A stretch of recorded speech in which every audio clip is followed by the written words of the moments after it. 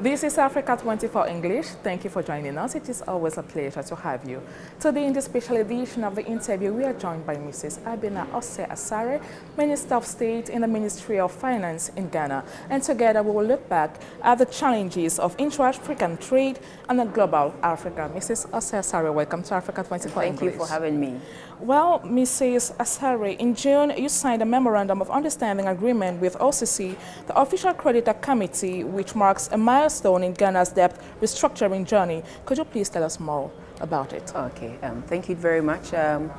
It is part of the reforms that we're trying to put in place to achieve macroeconomic stability and debt sustainability in our country.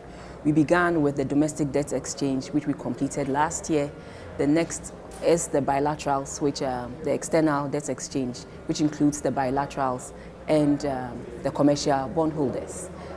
In June, this month, we have been able to reach an MOU with our official creditors.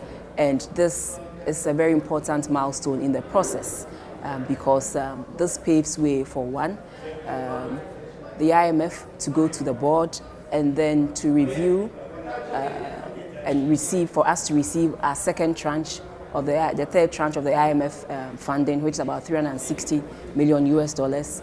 It also paves way for us to move ahead and complete the other with the external bondholders and the negotiations that is ongoing. And finally, also paves way for us to go back to projects that we were on before the debt restructuring. And so this is a very good turnout of events. That's good to know. Yeah. Cocoa prices have again hit $10,000 per ton as supply in Ghana was hit by unfavorable weather conditions, partly due to El Nino and plant diseases. Is Ghana planning to further develop its industrial complex so that it can supply the world with pre-processed or finished products rather than raw materials?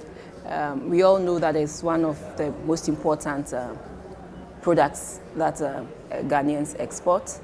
But so continuously, we are looking for ways to improve the yield. And so it is not just because the prices have gone up to $10,000 per ton, but consistently there's a program that we are using, one, to make sure the seeds and the cocoa are pruned consistently to always give a high yield. There's also the chemical bit, the fertilizer bit that is used to improve the yield. So consistently, there is something that we're doing to make sure the output is there. But yes, we still will have challenges like the El Nino, the climate change that is, but that notwithstanding, we have measures in place, one, to make sure that even what we have, we are able to put it out there for us to gain the necessary forex that we need. All right. In collaboration with the AFCFTA Secretariat and the AU, Afreximbank has set up a $10 billion adjustment fund to help countries participate effectively in the AFCFTA. What do you think is the next step in making this free trade area a reality for cocoa-producing countries like Ghana or Cote d'Ivoire? I keep mentioning the area with the barriers, the obstacles that we ourselves have put in place. Cocoa is produced in Cote d'Ivoire and Ghana. And so we ask ourselves, why can't we come together, work together to make sure we determine the price? Fortunately for us, we have begun something in that process. And so Ghana and Cote d'Ivoire are now meeting to make sure that at least we are able in a way to also determine the price, to take advantage of these monies that have been put in place for us to increase our yield. And then since we are the suppliers, we in a way, like was said in one of the submissions yesterday, that we supply, and then we should be in a better position to determine how much we want to sell our cocoa for. So we are happy with what Afrexim, together with AFCFTA, is doing, and we'll make sure that we benefit, both countries benefit to its maximum. Well, we've talked about intra-African trade. Now let's talk about trade with the Caribbean.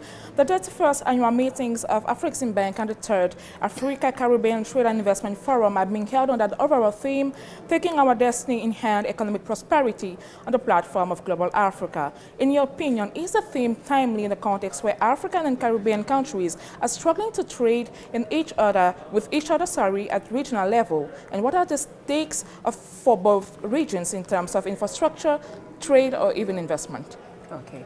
It is true that when you look at the trade between Africa and the Caribbean, it's about 1% of all global trade. And then from the Caribbean to Africa, it's about 3.1%. This has to change. And we need to foster that trade and investment and to make sure we all prosper, we all are able to global. We feel the Caribbeans are part of us. And so whatever it is that we have to do, the policies and measures that we have to put in place, I think first and foremost is the issue of the obstacles in reaching each country. Like I mentioned, the visa issue, where you have, Africa alone, you need about 35 visas, different visas, to enable you go through Africa. Can we have that integration where we do not need all these things? Because all these things makes the cost of doing business difficult and does not foster global trade. 1. 2, that infrastructure that we also need to build in terms of our port system, in terms of our transportation, in terms of the energy, and certain things that I believe. Yesterday, a typical example was an example that Aliko Dangote gave, that he can come and set up a cement factory here, provided we have that limestone. And so let us see what each of us have that we can use as raw materials to attract others to come into both Africa and then the Caribbean, to make sure we get the best out of each other and we are able to globalize. I'm curious to know, what are the sectors in which Ghana looks forward to invest or trade with the Caribbean? The first sector, I think, is the tourism industry. We also have a very vibrant tourism industry in our country. And I believe that if we should take advantage and learn best practice from here, because I understand about 9 million tourists visit Bahamas alone every year. We want to tap into that and see how best we can also raise some funding and our GDP through tourism. And 2, I also mentioned the area of cocoa, that they have some chocolate factories spread around the Caribbean. How can we also tap into that to make sure we benefit from that? We give them the cocoa, and then we are also able to determine the price in the way. There are so many things that what we have to do is to look within ourselves. What is it that we have? Like I always say, what is it that we have? We can only work with what we have. We can't work with what we don't have. So what is it that we have? We have the policies in our favor. We have the youthful population in our favor. We have 60% of the arable lands for the production of food. And so these are the things that we have. And so together, let's use these things and make sure we are able to transform Africa and the diaspora. Thank you very much for answering Africa 24's English questions, Mrs. Minister. Like she said, let's work with what we have. Ladies and gents, here comes the end of this interview, but please stay tuned to our programs.